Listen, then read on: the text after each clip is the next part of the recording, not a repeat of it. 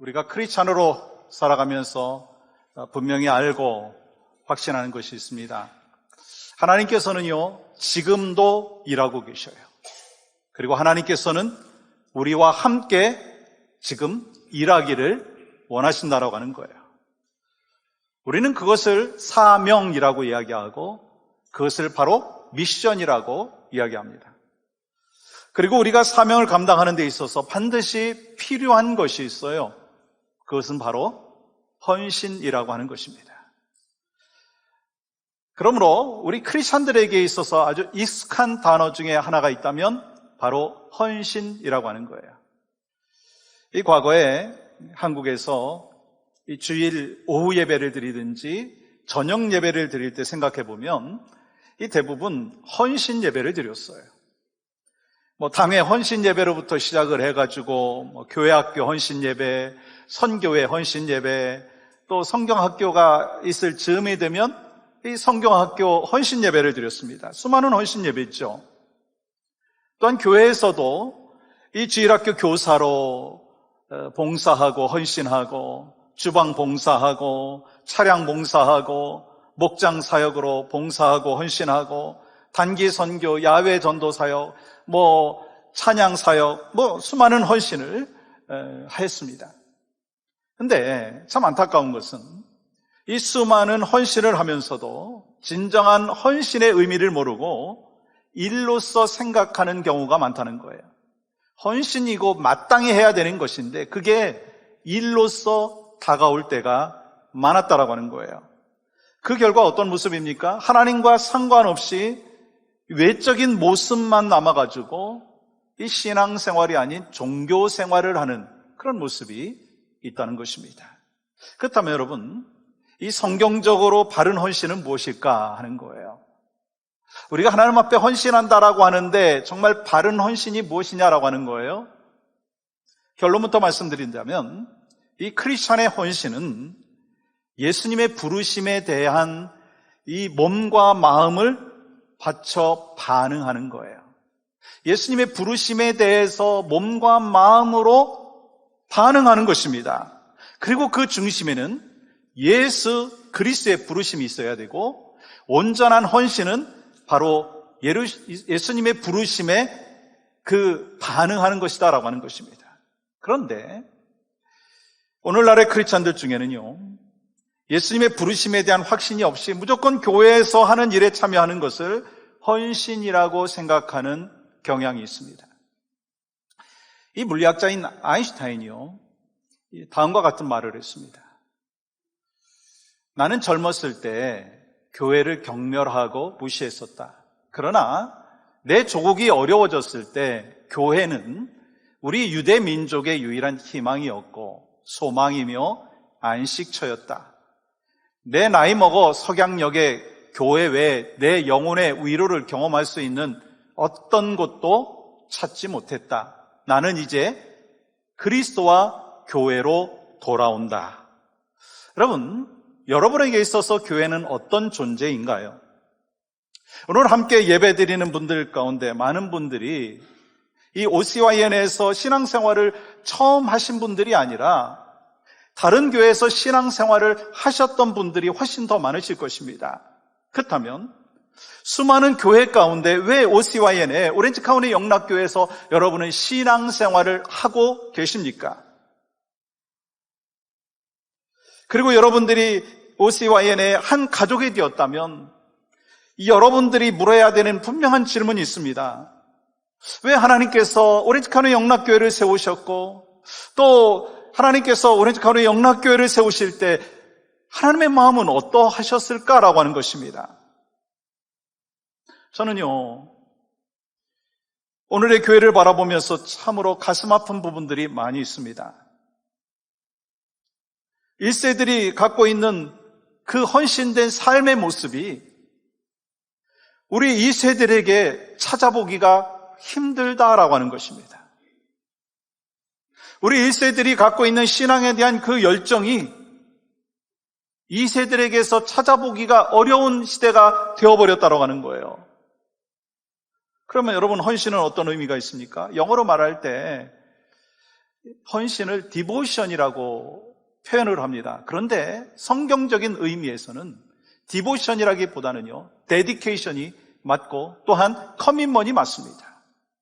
왜냐하면 성경에서 말씀하고 있는 헌신은요, 어떠한 감정과 물질을 드리는 것이 아니라 이 전부를 드리는 것을 의미하기 때문인 것입니다. 그리고 드림의 대상이 누군지 아세요? 드림의 대상은요, 사람이 아니라 바로 하나님이십니다. 그래서 하나님의 일을 위해서 내 자신을 그분의 손에 맡겨드리는 거예요. 예수님께서 하나님의 구원 계획을 위해서 자신의 전부를 드리셨듯이 사도 바울이 자신의 모든 특권을 버리고 내려놓고 하나님의 사역을 감당하며 헌신했듯이 크리스찬의 헌신은요, 내 삶의 일부를 드리는 것이 아니라 내 삶의 전부를 드리는 것이다 라고 하는 거예요. 그런 의미에서 헌신은요, 커밋먼이라고 하는 거예요. 자기의 자랑과 감정이 섞이지 않은 온전한 헌신을 하나님께서 기대하시는 거예요. 여러분, 학교 다니실 때 이 학교 클래스룸의 맨 앞에 붙어있던 급훈이라고 하는 거 여러분 기억하십니까? 제가 학교 다닐 때 급훈은요, 근면, 성실, 봉사, 협동, 정직, 최선, 이런 거였어요. 그런데 요즘에 한국의 중고등학교의 급훈은요, 이런 급훈들이 있다는 거예요. 지금 이 시간에도 적들의 책장은 넘어가고 있다. 공부가 밥 먹여준다. 네 성적에 잠이 오냐? 4시간 자면 서울대, 5시간 자면 고대, 연대, 6시간 자면 지방대. 여자 고등학교에는 이런 급훈도 있다고 합니다. 30분 더 공부하면 내 남편의 직업이 달라진다. 남자 고등학교에는 또 이런 급훈이 있죠. 10분 더 공부하면 내 아내의 미모가 달라진다. 사실 학교에서는요, 더불어서 살아가는 것에 대하여 가르쳐야 되는데 더 각박해지고 더 경쟁만 강조하고 있는 현실이 되어버린 것이 오늘의 모습인 것입니다.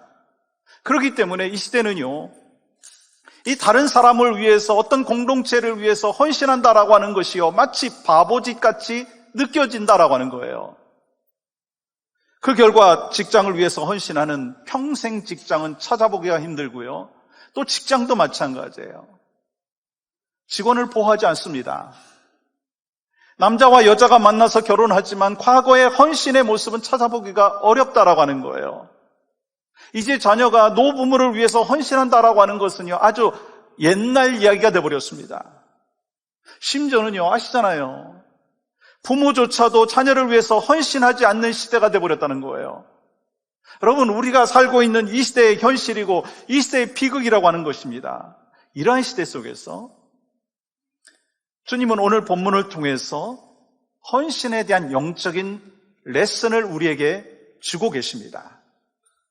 오늘 본문에는 헌신의 삶을 살았던 한 사람이 등장하죠. 그는 지금은 레바논에 속해 있는 사르반 마을에 사는 과부였지만 어려운 상황에서도 헌신된 그 삶을 살아감으로 인하여 결국 하나님의 복을 받은 것을 볼 수가 있습니다. 오늘 본문의 배경은 BC 9세기경에 북이스라엘의 7대 왕인 아합 왕 때에 일어난 일입니다. 아합 왕은 이방의 여인 이세벨을 아내로 맞아들이면서 이스라엘 백성들에게 이세벨이 들여온 그 바알과 아세라 신을 숭배하도록 했고, 그로 인해 가지고 하나님의 선지자들은요, 죽임을 당하는 일이 생기게 되었다는 거예요. 그 결과 이스라엘은 하나님의 진노를 받아서 3년 6개월 동안 극심한 가뭄을 겪게 됩니다. 여러분, 그 가뭄이 얼마나 심각했는지 하늘에서 정말 이슬 한 방울 내리지 아니하였고, 이 산천초목은 다 말라 죽었고, 심지어 짐승과 그리고 사람까지 죽게 되었습니다. 그때 아합 왕이 가뭄의 원인이 하나님을 떠나서 우상 숭배하고 있는 자기 자신의 잘못인 것을 깨달았으면 되었는데 깨닫지 못하고 엘리야 선지자를 죽이기로 작정하죠. 그래서 엘리야는 아합 왕을 피해가지고 그리 시내가에 숨어서 지내다가 하나님의 인도하심으로 사르밧 땅으로 가가지고 몸을 피했습니다.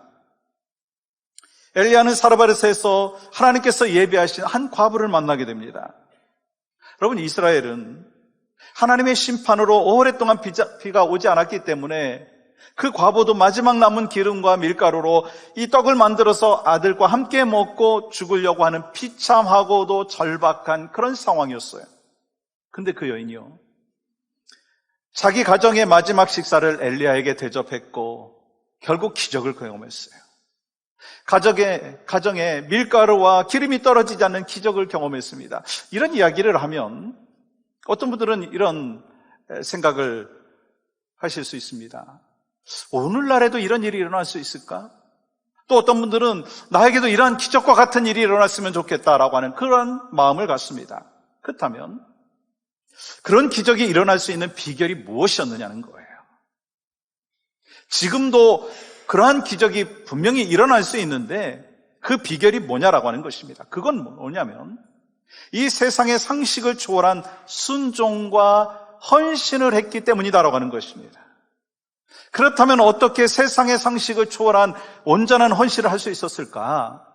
여러분, 이 시간에 그 비밀을 발견하고 우리의 사명인 이 사르밧 과부와 같은 온전한 헌신의 삶을 살겠다라고 결단하는 저와 여러분이 될 수 있기를 간절히 소망합니다. 첫 번째는요, 말씀을 신뢰해야지 온전한 헌신을 할 수 있다는 것입니다. 여러분, 어느 곳이든지 누군가의 헌신이 필요해요. 뭐 가정도 그렇고 목장에서도 그렇고 교회에서도 그렇잖아요. 누군가의 헌신이 필요해요. 그렇다면 누가 헌신할 수 있는가 하는 것입니다. 여러분, 14절 말씀 보시면 이렇게 기록합니다. 이스라엘의 하나님 여호와의 말씀이 나 여호와가 비를 지면에 내리는 날까지 그 통에 가루가 떨어지지 아니하고 그 병의 기름이 없어지지 아니하리라 하셨느니라. 엘리야는 마지막 남은 그 밀가루로 빵을 만들어 오라고 합니다. 그리고 가뭄이 끝날 때까지 기름과 가루가 떨어지지 않을 것이라고 약속했어요. 여러분, 지금 누가 말씀하고 있는 것인가요? 하나님께서 말씀하고 있는 거예요. 그러면 그 말씀을 듣고 사르밧 과부는 어떤 반응을 보였는가? 여러분, 15절 말씀 보세요. 15절은 이렇게 기록합니다. 함께 읽겠습니다. 시작. 그가 가서 엘리야의 말대로 하였더니 그와 엘리야와 그의 식구가 여러 날 먹었으나. 엘리야의 말대로 하였더니, 여러분, 사실 정확하게 말하면 하나님의 사람 엘리야를 통해서 주신 하나님의 말씀에 그대로 순종했다는 거예요.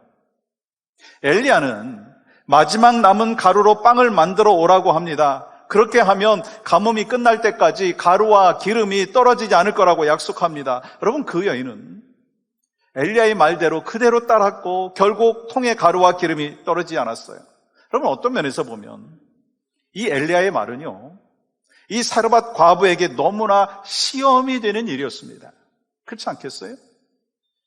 마지막에 먹고 죽으려고 했던 그래서 빵을 만들어가지고 정말 이 마지막으로 이 비참하고 절박한 이 땅에서의 삶을 마무리하려고 하는데 그걸 하나님의 사람에게 주었다는 거예요. 근데 만약에 여러분 생각해 보십시오. 그 후에 통에 밀가루가 생기지 아니하고 기름이 생기지 않았다면 더 많은 아픔이 있었을 거예요. 그리고 만약에 사르밧 과부가 자신의 상황만 생각했다면요, 결코 헌신하지 못했을 것입니다. 그러나 하나님의 말씀 앞에서 순종했어요. 왜냐하면 그 여인의 헌신의 근거는요, 다른 게 아니에요. 자신의 상황이 아니었고 자신의 감정이 아니었습니다. 누가 푸시해서 한 게 아니고요, 하나님께서 주신 말씀에 순종했기 때문인 것입니다. 여러분, 이렇게 사르밧 과부가 헌신할 수 있었던 것은요, 하나님의 말씀에 그 순종의 모습이 있었기 때문인 것입니다. 하나님의 말씀을 신뢰했기 때문이다라고 하는 거예요. 여러분, 하나님께서는 그 떡을 내게 주면 가루통에 가루가 떨어지지 않도록 하겠다라고 하셨어요. 그러므로 그 가루통을 채워주실 것이다라고 하는 믿음이 있었기 때문에 빵을 하나도 아무것도 빵 하나라고 하는 건 아무것도 아닌 것 같지만 그 믿음이 없는 사람은요, 절대로 그렇게 할 수가 없었다는 거예요. 약속의 말씀을 믿고 신뢰했기 때문에 그렇게 헌신할 수 있었다는 거예요. 결국 뭐의 문제일까요? 믿음의 문제예요. 그러므로 우리가 온전히 헌신을 하기 위해서는요, 하나님의 약속의 말씀을 붙잡고 그리고 약속의 말씀을 믿어야 된다는 거예요. 그리고 우리가 헌신할 때 정말 중요한 게 뭐냐 보면 헌신과 사랑은요, 뗄래야 뗄 수가 없더라고요. 헌신과 사랑은요, 뗄래야 뗄 수가 없어요. 예를 들어서 헌신 없는 사랑이 없다는 거예요. 어떤 가족이 나는 우리 가족을 좀 사랑합니다. 어떤 사람이 가족을 사랑한다 하면서 가족과 전혀 함께 시간을 보내지도 아니하고 뭐 자녀를 위해서, 배우자를 위해서, 부모를 위해서 뭐 정말 일불도 안 쓰는 거예요. 정말 그 자녀를 사랑한다고 이야기는 하면서도 그 자녀를 위해서 투자를 하지 아니하고 그 물질의 헌신도 아니하고 시간의 헌신도 아니한다면 정말 그 헌신이, 그 사랑이 진짜일까요? 여러분, 헌신 없는 사랑은요, 어찌 보면 가짜라고 얘기할 수가 있습니다. 어떤 사람은 건강이 중요하다고 해요. 여러분, 건강 중요하잖아요? 그렇게 말을 합니다. 그런데 건강을 위해서 시간을 투자하지 아니하고 음식을 챙겨 먹지 아니하면서 운동하지 않는다면 정말 건강이 중요하다라고 하는 말은 하지만 그것이 진짜냐라고 하는 거예요. 여러분, 또한 교회를 우리는 중요하다고 생각하고 하나님의 일이 정말 중요하다고 생각하고 하나님 나라가 중요하다고 생각하면서 물질의 헌신도 없고 예배의 헌신도 없고 봉사의 헌신도 하지 않는다면 여러분, 주님을 사랑한다라고 하는 그 말을 하는 것이 진짜일까라고 하는 것입니다. 왜냐하면 헌신은 사랑과 비례하더라고요. 우리가 자녀를 사랑하기 때문에 자녀를 위해서 그렇게 많이 투자하고 헌신하고 또한 시간을 쓰고 물질을 쓰는 거 아닙니까? 마찬가지예요. 우리가 주님을 사랑하면 주님을 위해서 물질을 쓰고 시간을 쓰고 우리의 삶을 드려야 된다는 거예요. 그렇지 않고 그냥 말로만 한다면 그것이 정말 진짜 주님을 사랑하는 것인가? 라고 하는 질문을 해보아야 한다고 하는 것입니다. 우리는 하나님의 말씀이 중요하고 말씀을 신뢰해야 되고 말씀 중심으로 한다라고 말을 하면서 말씀대로 살지 못하면 그것은요, 거짓된 고백일 수 있다는 것입니다. 여러분, 헌신된 삶에 대해서 말을 많이 하면서 삶 속에서 헌신의 삶의 모습이 없다면 그것은 말씀 따로 삶 따로 살아가고 있는 두 얼굴을 가진 양다리를 걸치고 살아가는 그 삶의 모습인 거예요. 여러분, 그 모습이 누구의 모습일까요? 여러분의 모습일 수 있고 저의 모습일 수 있어요. 그러니까 주님은 오늘 말씀을 통해서 말씀하여 주시고 도전하여 주시고 계시다라고 하는 것입니다. 창세기 12장에 보면 하나님께서 아브라함에게 뭐라고 말씀하십니까? 너는 고향과 친척과 아버지의 집을 떠나 내가 내게 지시할 땅으로 가라 말씀하시죠. 약속을 주셨어요. 그러면서 어떻게 해요? 2절 말씀 보시면 이런 약속을 주셨어요. 한번 같이 읽어볼까요? 시작. 내가 너로 큰 민족을 이루고 내게 복을 주어 내 이름을 창대하게 하리니 너는 복이 될지라. 여러분, 아브라함은 약속의 말씀을 붙잡고 가나안 땅까지 왔습니다. 그런데 하나님께서 아들 이삭을 바치라고 말하는 거예요. 여러분, 그 아들이 어떤 아들입니까? 100세에 낳은 아들이에요. 25년 동안 기다렸던 아들입니다. 그런데 그 아들을 번제로 드리라고 말씀하시는 거예요. 그때 아브라함이 어떻게 했습니까? 말씀대로 순종하기 위하여 모리아 산으로 갔습니다. 여러분, 아브라함이 어떻게 이삭을 바칠 수 있었겠습니까? 어떻게 아브라함이 이 헌신을 할 수 있었겠습니까? 하나님께서 아브라함에게 약속하신 내가 내게 큰 민족을 이루고 내게 복을 주어 내 이름을 창대하게 하고 복이 될 것이다. 그 약속의 말씀을 믿었기 때문에 순종하고 헌신할 수 있었어요. 그러므로 여러분, 헌신은요, 단순히 그냥 열심만으로 하는 것이 아니라 하나님의 뜻에 순종하는 모습이 있어야 합니다. 마치 예수님께서 이 땅에서 하나님의 뜻에 순종하셨던 것처럼 우리도 그러한 순종의 모습이 있어야 된다는 거예요. 여러분과 제가요, 어떠한 헌신을 하든지 직분을 붙잡고 헌신을 한다? 나는 장로기 때문에 내가 이렇게 해야 된다. 내가 권사기 때문에 이렇게 해야 된다. 내가 목사기 때문에 이렇게 해야 된다. 그리고 내가 갖고 있었던 경험을 붙잡고 헌신을 한다? 막 책임감에 때로는 짓눌려가지고 막 그걸 붙잡고 헌신하게 된다? 결국 우리는 어떻게 될까요? 얼마 가지 않아서 막 지치고요. 그렇게 헌신하다가 상처만 남을 수밖에 없어요. 그러나 하나님께서 나에게 사명을 맡겨주셨고 그 사명을 감당하기 위하여 우리에게 약속의 말씀을 주셨고 그렇기 때문에 그 약속의 말씀에 순종하면서 헌신한다면 사명을 감당하면서도요, 기쁨이 있어요. 감사가 있어요. 여러분과 제가 하나님께서 각자에게 맡겨주신 그 사명을 감당하면서 기쁨과 감사가 넘치기를 주님의 이름으로 간절히 축복합니다. 어떻게 그게 가능하느냐? 하나님이 여러분과 저에게 주신 말씀이 있어요. 이 말씀을 붙잡고 헌신하고 사명을 감당할 때 우리는 기쁨과 감사가 있고 행복이 있는 거예요. 때로 우리 잠깐의 힘듦이 있을 수 있습니다. 낙심이 있을 수 있어요. 목회 여정에도 그런 일들이 있을 수 있고 여러분의 삶 가운데 그런 일들이 분명히 있습니다. 그러면 어떻게 그걸 극복하고 이겨낼 수가 있느냐는 거예요. 나를 의지하고 환경을 붙잡으면 또다시 넘어지고 좌절하지만 약속의 말씀을 붙잡고 나아갔을 때 하나님께서 우리에게 기쁨과 감사함으로 승리의 삶으로 인도하여 주시는 것을 경험할 수가 있어요. 여러분, 지금과 같이 지금도 그렇게 살고 계시듯이 앞으로도 약속의 말씀을 붙잡고 온전히 헌신할 수 있는 여러분과 저의 삶이 되실 수 있기를 주님의 이름으로 간절히 축복합니다. 또한 최선의 것으로 드려야 된다는 거예요. 최선의 것으로. 여러분, 우리의 사명인 가정과 교회 그리고 삶의 공동체에서 헌신하기 위해서는요, 하나님의 말씀을 믿어야 합니다. 그러면 어떤 모습으로 헌신해야 되느냐라고 하는 거죠. 여러분 13절 말씀 보시면 이렇게 기록하고 있어요. 엘리야가 그에게 이르되 두려워하지 말고 가서 내 말한 대로 하려니와 먼저 그곳으로 나를 위하여 작은 떡 1개를 만들어 내게로 가져오고 그 위에 너와 내 아들을 위하여 만들라. 저는 이 본문을 보면서 눈에 확 띄는 단어가 있습니다. 여러분 뭐죠? 먼저라고 하는 단어예요.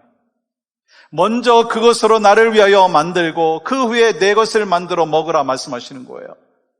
여러분, 지금 엘리야는요, 이 과부의 상황을 잘 알고 있었어요. 그 당시에 과부와 어린아이는 정말 먹을 것이 없고 가장 가난하고 힘든 사람이지 않습니까? 근데 그 사실을 엘리야도 알았고 하나님도 알고 계신데 왜 그렇게 무리한 요청을 하고 계시냐라고 하는 거예요. 그것은 그 여인의 헌신에 대한 테스트였습니다. 무엇을 먼저 할 것인가, 최선의 것으로 헌신하고 있는가라고 하는 것을 테스트했다라고 하는 거예요. 여러분, 그 테스트에 사르밧 과부는요, 무사히 통과했어요. 패스했어요. 그리고 가루와 기름이 떨어지지 않는 기적을 경험했습니다. 그러면 이 하나님께서 원하시는 그 헌신의 태도는 무엇이냐? 여러분, 헌신에 대해서는요, 3가지로 말씀을 드릴 수가 있을 것입니다. 헌신, 이 데디케이션, 커밋먼트에 대하여 우리가 이렇게 이야기할 수가 있습니다. 헌신은 하나님의 주권을 인정하는 믿음이 있어야 된다는 거예요. 헌신은 하나님의 주권을 인정하는 믿음이 있어야 됩니다. 내가 수고하고 땀 흘리면서 수고하지만 내 삶의 주권은 누구에게 있다? 하나님께 있다. 그걸 인정할 때 하나님 앞에 헌신할 수 있어요. 모든 것이 하나님으로부터 왔기 때문에 내가 하나님 앞에 올려드립니다. 그것이 시간이고 물질이고 우리의 삶이 이 하나님의 주권 안에 있다라고 하는 것을 믿을 때 바로 헌신할 수 있어요. 2번째는요, 헌신은 반드시 감사의 마음이 담겨져 있어야 합니다. 감사의 마음이 담겨져 있어야 한다는 거예요. 하나님의 은혜로 한 주간을 살았고 한 달을 살았습니다. 하나님께서 허락하신 은혜에 보답하는 그 삶을 감사함으로 드릴 때 헌신할 수 있어요. 또 마지막으로 한 가지는요, 헌신은 정성이 담겨 있어야 한다는 거예요. 정성이 뭐죠? 여러분, 과부가 조렙돈을 드린 것과 같이 이 최선을 다해서 헌신하는 마음으로 정성껏 드리는 것이 참된 헌신인 것입니다. 저는 늘 이런 생각을 합니다. 하나님께서 나에게 주어진 시간이 얼마나 될까? 담임 목사로서 사역할 시간이 얼마나 될까? 정말 걸어서 운전을 해서 주회전에 나와서 하나님 앞에 서브할 수 있는 시간이 얼마나 될까? 여러분 한번 계산해 보시겠어요? 한번 생각해 보시겠어요? 여러분 얼마나 될 거라고 생각하십니까? 솔직히 그리 많지 않은 것이, 그렇게 길지 않은 것이 우리에게 이 땅에서 감당해야 될 그 사명의 헌신의 시간이라고 하는 거예요. 그럼 우리가 어떻게 해야 되겠습니까? 길지 않은 시간 속에서 하나님께서 맡겨주신 귀한 사명을 신실하게 감당하다가 결국 주님 앞에 갔을 때 주님이 우리를 향하여서 착하고 충성된 종이라고 하는 그 칭찬을 받는 그 시간을 기대하면서 우리가 헌신하는 삶을 살아야 되지 않겠습니까? 그것이 저의 소망이고 바로 여러분의 소망이 될 수 있기를 주님의 이름으로 간절히 축복합니다. 여러분, 유명한 신학자 란스 헤브너가 이 헌신의 참된 의미를 이야기하면서 이런 말을 했어요. 참된 헌신은 85%로 만족할 수 없다. 참된 헌신은 85%로 만족할 수가 없다. 내가 어떻게 하나님의 사랑을 받았는지를 한번 생각해 보라. 요한복음 3장 16절 말씀과 같이 하나님의 세상을 이처럼 사랑하사 독생자를 주시는 100%의 헌신을 하셨는데 어떻게 내가 85%의 헌신을 할 수 있는가라고 하는 것입니다.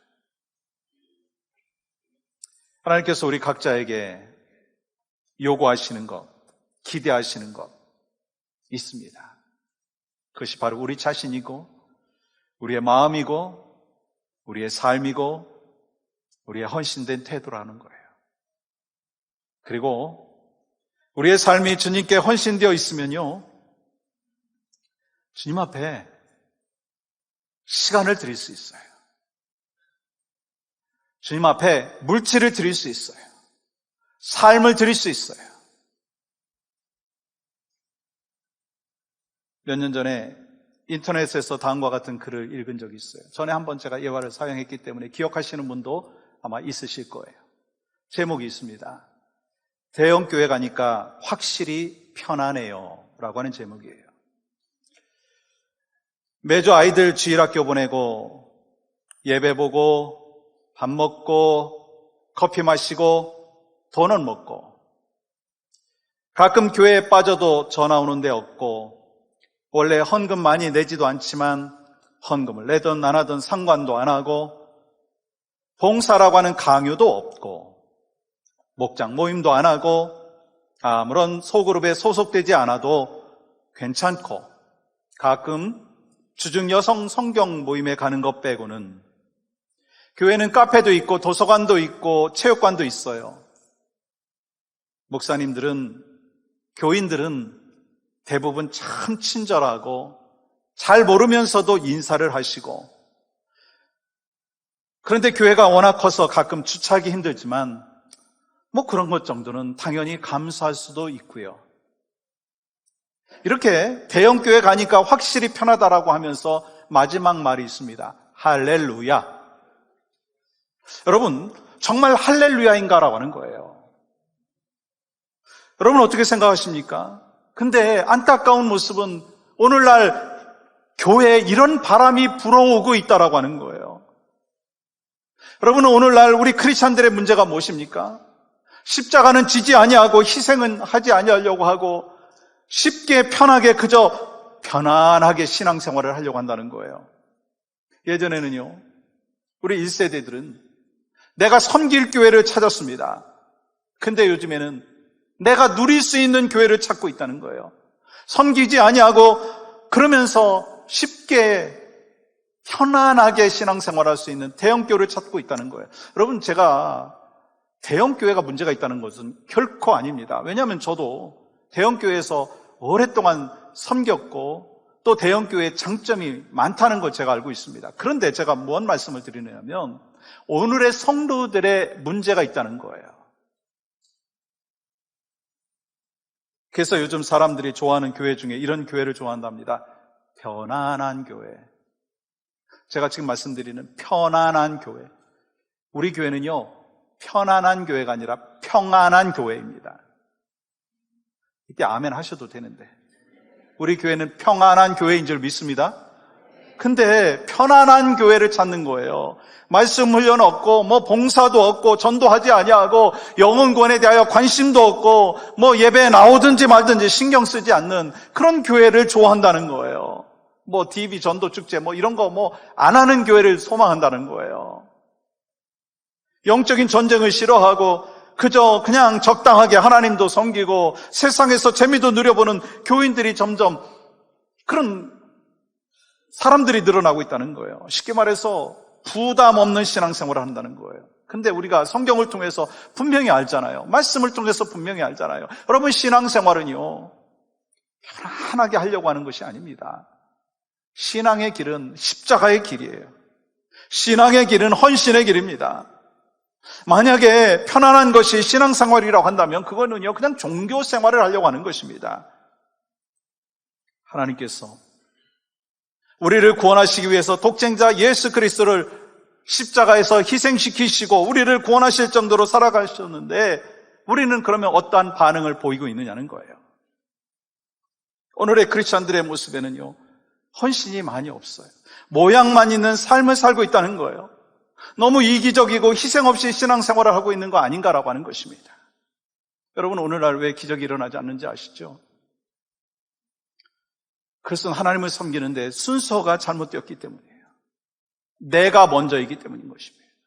내가 먼저 쓰고 먼저 먹는 것을 우선순위로 생각하고 그건 나중에 하나님 앞에 드리면 된다라고 하는 것 정말 쉽습니다. 그러나 하나님의 법칙은요, 먼저 하나님 앞에 드리는 거예요. 최선을 다하여 드리는 것입니다.